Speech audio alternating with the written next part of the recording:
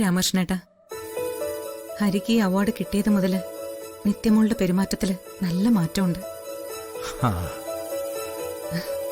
പഴയതെല്ലാം മറന്നതുപോലെ അവൾ സന്തോഷത്തോടെ ചിരിക്കുന്നുണ്ട്, സംസാരിക്കുന്നുണ്ട്.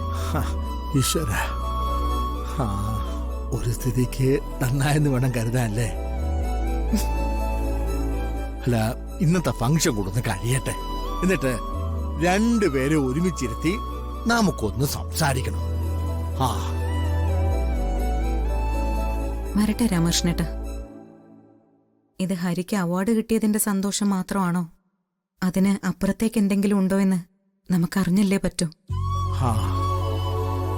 ഇനി ഒരിക്കൽ കൂടി സംസാരിച്ച് തോൽക്കാൻ വയ്യ.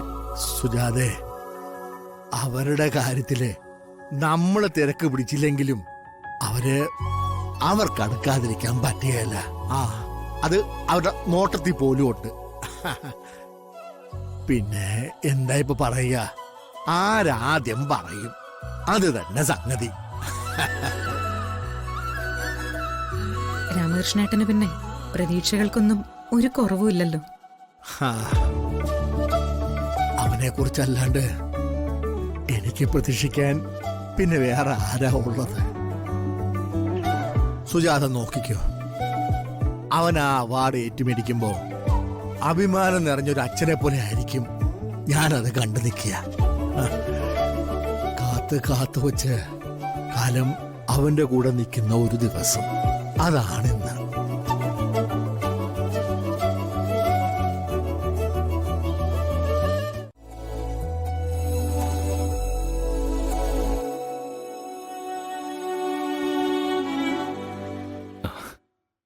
നിത്യക്ക് ഈ സാരി നന്നായിട്ട് ചേരുന്നുണ്ട്.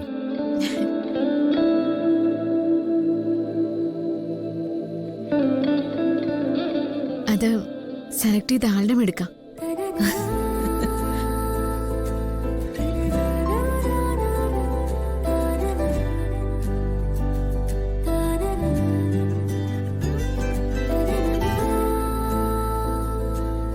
അല്ല, നമുക്ക് പോണ്ടേ? അല്ല, എല്ലാരും കൂടി ഒന്നിച്ച് ഒരു വണ്ടി പോകാൻ പറ്റില്ല. ഒരു കാര്യം ചെയ്യ്, ഈ എഴുത്തുകാരനും ആരാധികയും കൂടി നിങ്ങളുടെ വണ്ടിയിൽ എങ്ങ് പൊയ്ക്കോ. എന്താ, ഞങ്ങൾ പുറകെ വന്നോളാം. അയ്യോ, അത് വേണ്ട.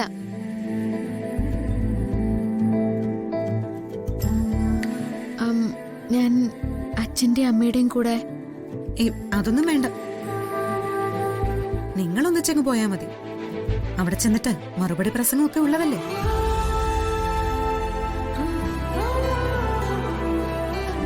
രണ്ടുപേരും കൂടി അതൊക്കെ തയ്യാറാക്കി പൊയ്ക്കോ.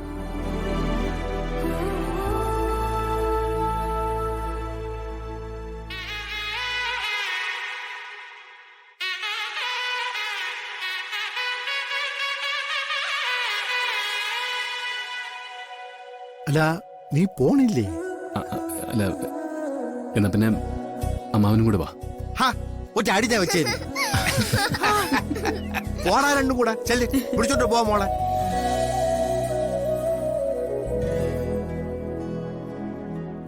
പറഞ്ഞു കേട്ടില്ലേ? ചെല്ല്.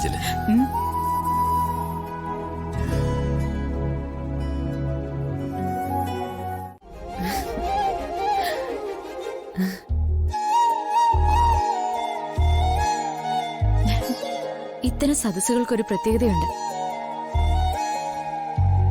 എല്ലാവരും വായനാശീലം ഉള്ളവരായിരിക്കും. എല്ലാവരും ഹരിയുടെ കവിതയും വായിച്ചിട്ടുണ്ടാവും.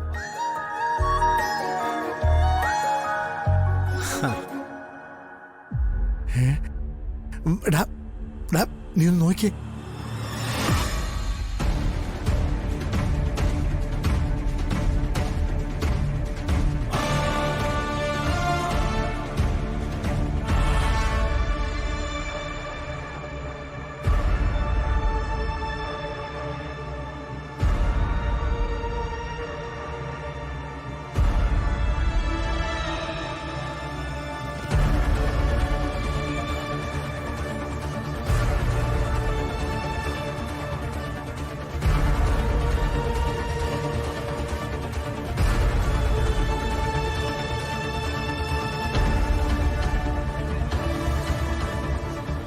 ഇവിടെ എത്തിയ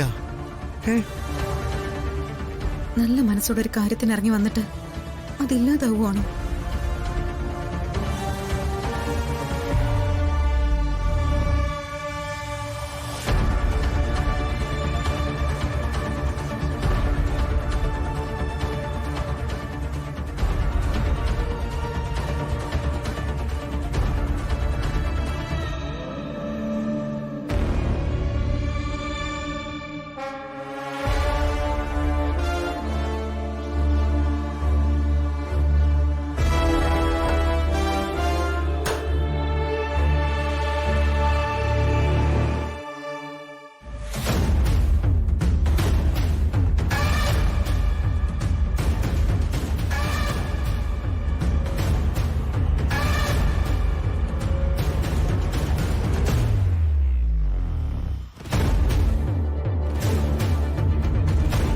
എല്ലാവരും എന്താ ചിന്തിക്കുന്നേന്ന് എനിക്കറിയാം.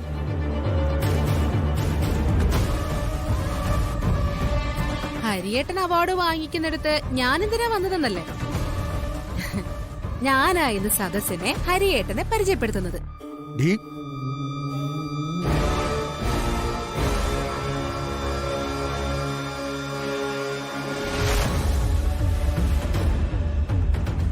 ഈ പ്രോഗ്രാമിന്റെ ആങ്കർ. അയ്യേ ഓ